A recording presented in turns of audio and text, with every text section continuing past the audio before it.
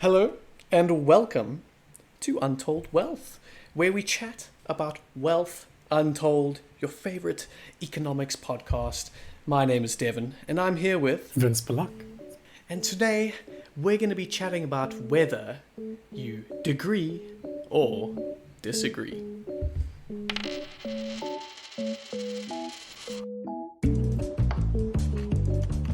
Oh, Vincent.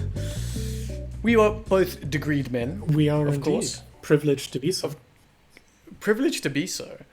And apparently privileged to be degreed so quick, which I'm going to get into. But before doing your research... Actually, no, before that, how are you doing? I'm Tell everyone. doing pretty well. I will actually stipulate that the full title of this episode is Degree or Disagree, How to Win at the Game of Life. And I only bring it up because it's relevant to what I'll be speaking about. But okay, that's my bad. otherwise, I'm actually doing pretty well. We're both kind of facing that kind of period of time before we both start studying, enjoying our respective vacations. But otherwise, I'm pretty good. Yeah, we're both literally about to start studying again. So very relevant. This has kind of been very relevant to us, at the forefront of our minds and a decision-making process we've very recently been through. And yeah, so I guess the question is, before you started doing your research for this episode, Vince, did you degree or disagree? And has that changed since uncovering some economic truths behind this curtain of ignorance where we once found ourselves? I did. I think beforehand I had this kind of middle edge case where I thought that degrees, were pretty useful if you were aiming for a specific thing, but not necessary.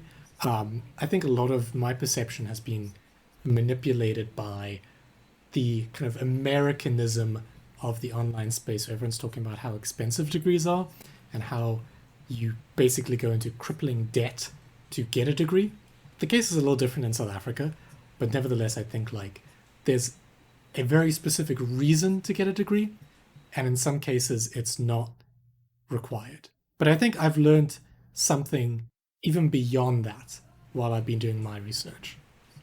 Oh yeah. Okay.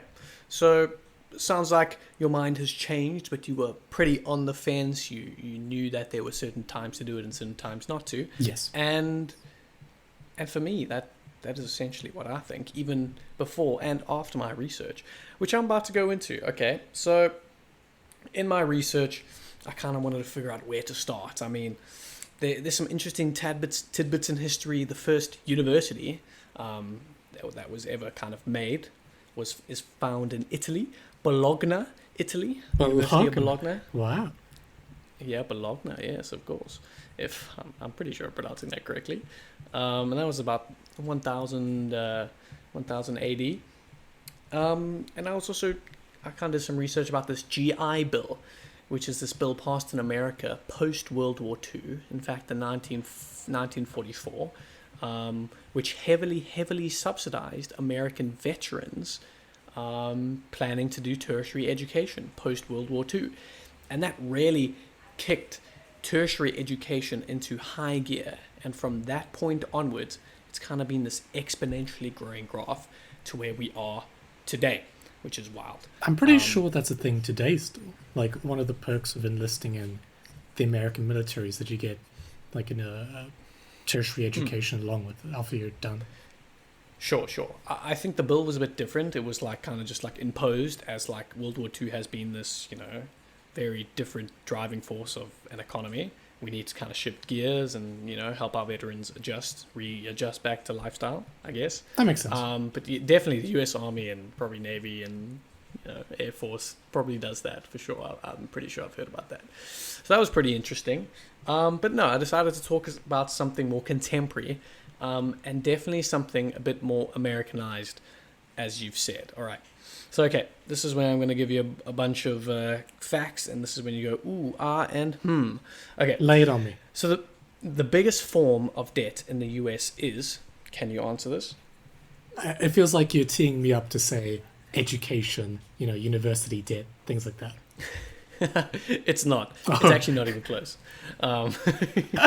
It's household debt, mainly made up of mortgages. This totals to about $17 trillion in debt, Big number. financing around 84 million households. Really wild. But the second biggest debt is student loans, student financing, which is about 1.7 trillion. All right. So like 10 times more is mortgage debt, but we won't go there for this episode.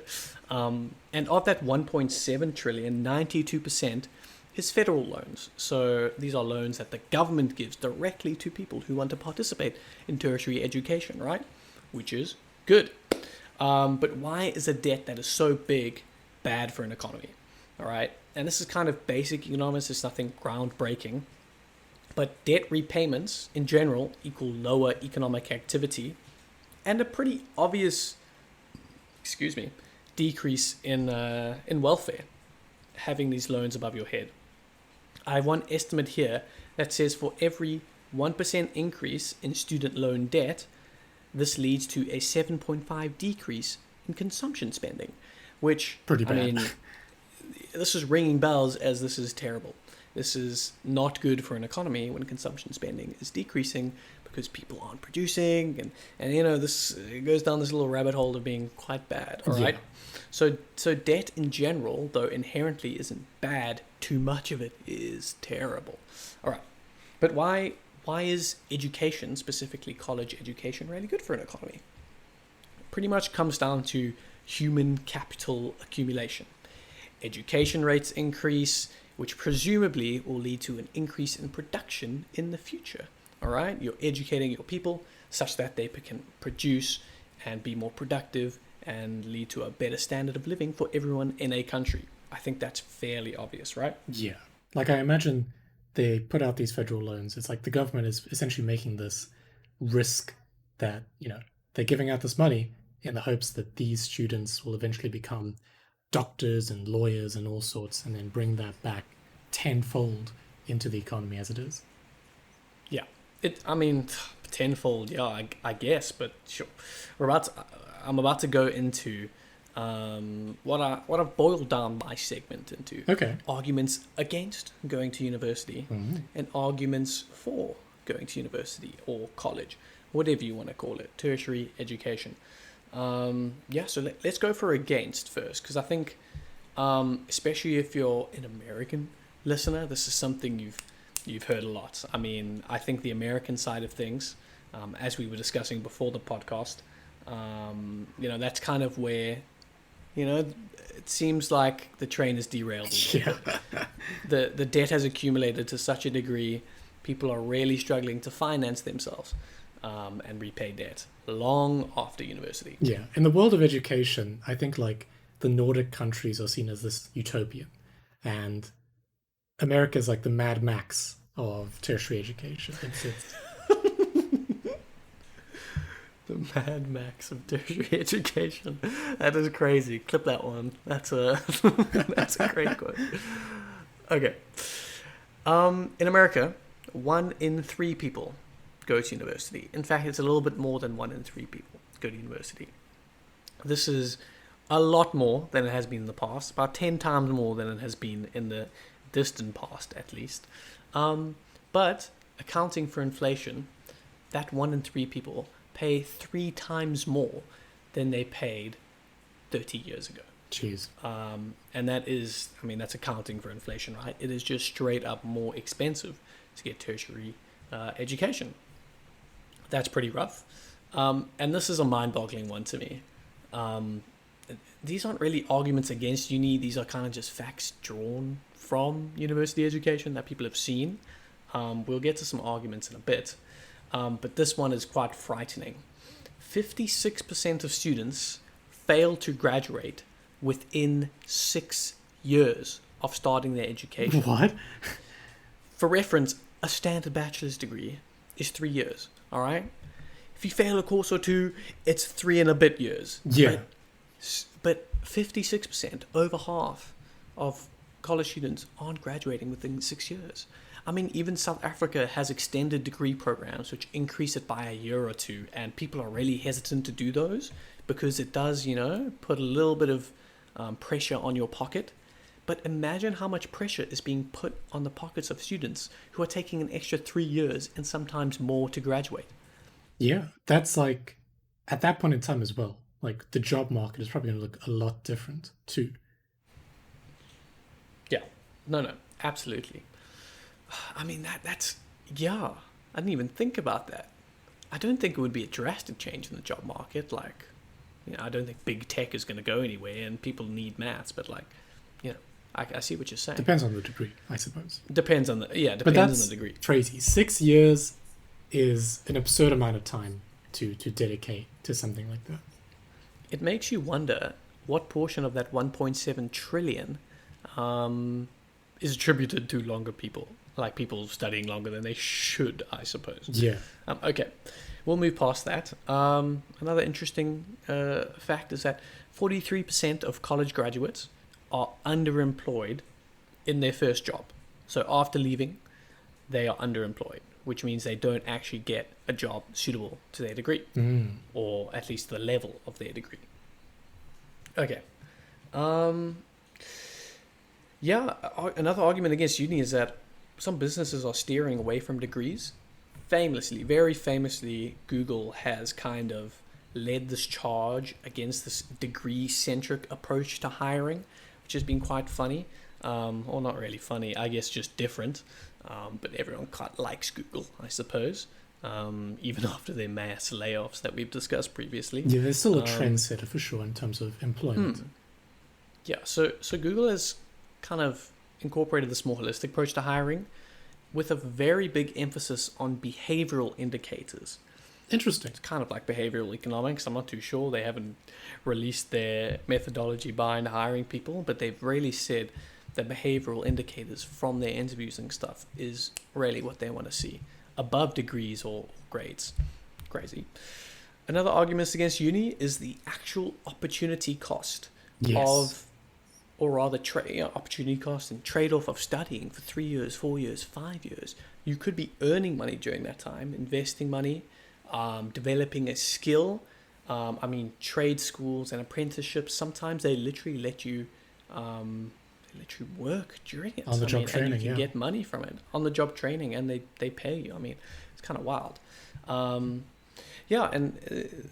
There's been a bit of research into this, and a lot of trade schools and apprenticeships pay a lot pay a lot more earlier on into your life. But as soon as you start hitting a little bit of your later years, then it pays more to have a good college degree behind you. All right, and obviously arguments against uni would also be the inflated cost and all that good stuff. Yeah. So I've listed a few of them, and that sounds pretty bleak.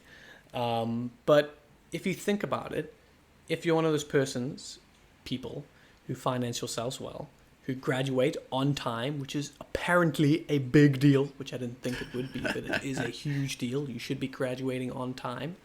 And you build up connections and networks.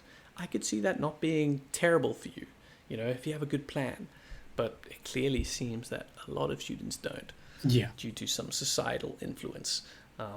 Just to interject, sure. I think there's a lot of pressure nowadays for people to actually just go into uni by their parents or whatever older generations are like mentoring them.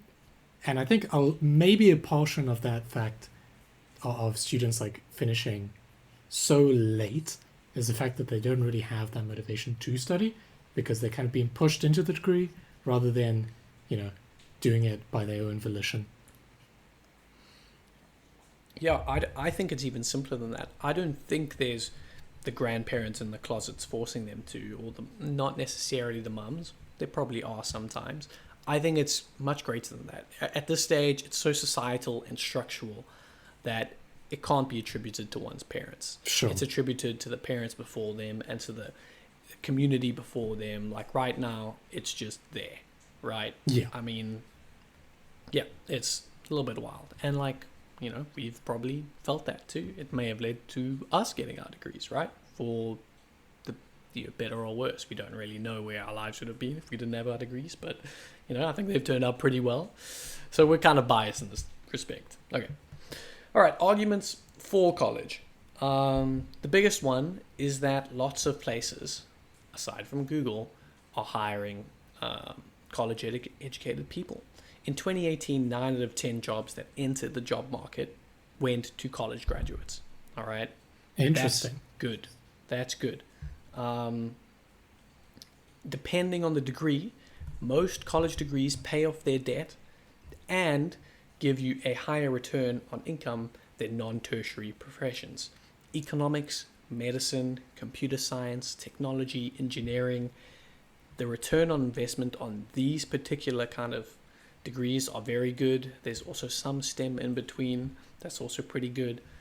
But here's where it kind of gets funky. It's when you get into the humanities and the creative arts. You get around 30 to 60% of people even getting return on their investment, even, making it, kind of covering the costs of their university education. So you're saying if you're in an arts degree, there's a 30% chance that you earn enough to pay off your degree. Is that what you're saying? Well, it differs. It differs. Sure. Like creative arts is like 5% for men. It's about 30% if you're a woman in creative arts. Philosophy, for some reason, was quite high for both men and women at like 60%, which I was like, how can you really monetize philosophy? Yeah. But I didn't ask too many questions on the study. English is fairly low. I mean, it's different kind of degrees out there, right? But generally, when you steer away from the STEM, you get the low income earners. Yeah. All right. Funnily enough, though, there was a Norwegian study that found that sticking to your passion actually netted you more of a return than if you foregoed your passion for a STEM educated degree, for example. Interesting. Right? If you really had a passion for English and studying it, and you were like, no, actually, I've seen all the studies, I have to go for a degree in STEM, more likely than not, you actually made a bit less than you would have. Which is just a little tidbit I had to put out there because I think that's a nice message. Follow your passions. Another good argument for college is networking. There's a really flimsy study. I don't know how flimsy, but it seems flimsy. That 70% of all jobs are found through some sort of networking, and no doubt you can make lots of friends in college. I remember there being some articles years ago about a study on Harvard students and how their networking made them a ton of money. I don't know how the study was done. I don't know anything like that. I tried to find in my research. I couldn't. That anecdotally does make sense, though, because you are speaking with a lot of high and affluent individuals, especially at Harvard. Yeah, absolutely. But I think it could be applicable to any university as well, right? Like you are meeting some of the most exceptional people in your field as you're studying. It's like That's a good point. meet people. Another fairly obvious one is the welfare that you get from a university, making friends, building relationships, even before networking, rather. That makes sense. The pursuit of education, I feel, is very, very important. I listed that as an argument for college. I think people should be educated, even if it is for education's sake, just a little bit. I think that makes sense. And I think another huge argument is that some nations have free colleges. You talked about the Scandinavian nations earlier. I think from that point of view, there's very little standing in your way from at least trying a college degree. Yeah. If you're in one of those nations. But I didn't really focus my research on that. So my opinion out of all of this, out of the arguments for and against, is that I disagree. What a twist. I came up with that one earlier today. I love it. Yeah, I think it goes without saying that society needs to have tertiary education. Okay, it needs to. I just disagree with the amount of people that choose to go, or that is even available to go. In my kind of mind, I feel like it should be an elite institution for the top 2, 3, 4% of your country to really elevate your country's skills and capitalize on their, talents. Thereafter, I do think most people should generate productivity for a country in a more hands-on approach, or in a different approach that maybe I haven't even thought of yet. But I mean, like, I'm not too dead set on that, but I feel like that makes a bit more sense to me than what we're seeing now. A lot of overeducated people not knowing what to do with their education. I don't think it makes sense. Can I ask you a question? Financially for them and all that. 2 to 3, the top 2 to 3% of what exactly? Like academic achievers, or like? Let's say academic achievement. Okay. Sure. No, I don't think we should get into like an argument about like school grading and stuff like that, which I also kind of disagree with. I probably would have had an issue if you mentioned like 2 to 3% of like, you know, monetary individuals, but that's not what you're saying. So.